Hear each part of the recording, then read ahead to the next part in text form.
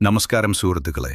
ഇന്നത്തെ വീഡിയോയിൽ നമ്മൾ പരിചയപ്പെടുന്നത് സാംസങ്ങിന്റെ ഏറ്റവും പുതിയ ലാപ്ടോപ്പ് സീരീസായ ഗാലക്സി ബുക്ക് 5നെ കുറിച്ചാണ്.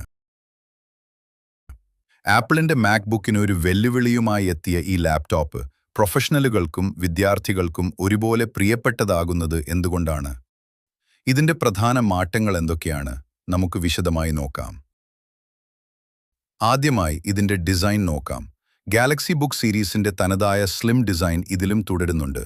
വളരെ ഭാരം കുറഞ്ഞ ബോഡി ആയതുകൊണ്ട് യാത്രകളിലും മറ്റും എളുപ്പത്തിൽ കൊണ്ടു നടക്കാം. പ്രീമിയം അലുമിനിയം ഫിനിഷാണ് ഇതിന് നൽകിയിരിക്കുന്നത്. കീബോർഡും ട്രാക്ക്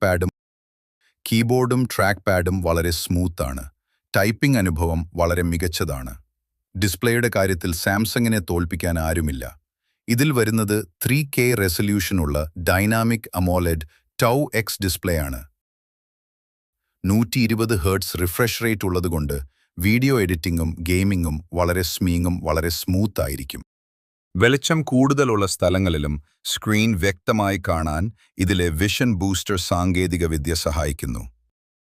ഇനി ഇതിന്റെ കഴുത്തിനെക്കുറിച്ച് പറയാം.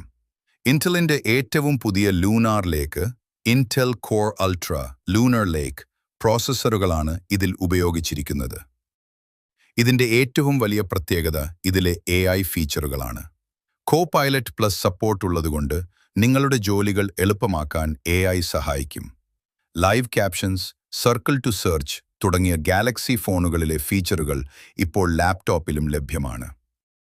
ബാറ്ററിയുടെ കാര്യത്തിലും സാംസങ് വിട്ടുവീഴ്ച ചെയ്തിട്ടില്ല.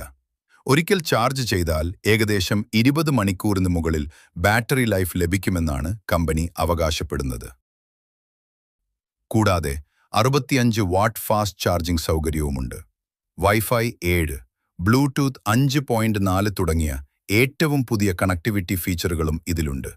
ചുരുക്കത്തിൽ പറഞ്ഞാൽ മികച്ച ഡിസ്പ്ലേയും പവർഫുൾ പെർഫോമൻസും ആഗ്രഹിക്കുന്നവർക്ക് തിരഞ്ഞെടുക്കാവുന്ന ഏറ്റവും മികച്ച വിൻഡോസ് ലാപ്ടോപ്പാണ് സാംസങ് ഗാലക്സി ബുക്ക് 5. നിങ്ങളുടെ ഗാലക്സി ഫോണുമായി ഇത് വളരെ എളുപ്പത്തിൽ കണക്ട് ചെയ്യാം എന്നതും ഒരു വലിയ പ്ലസ് പോയിന്റ് ആണ്. നിങ്ങൾക്ക് ഈ വീഡിയോ ഇഷ്ടപ്പെട്ടെങ്കിൽ ലൈക്ക് ചെയ്യാനും ചാനൽ സബ്സ്ക്രൈബ് ചെയ്യാനും മറക്കരുത്. അടുത്ത വീഡിയോയിൽ കാണാം. നന്ദി.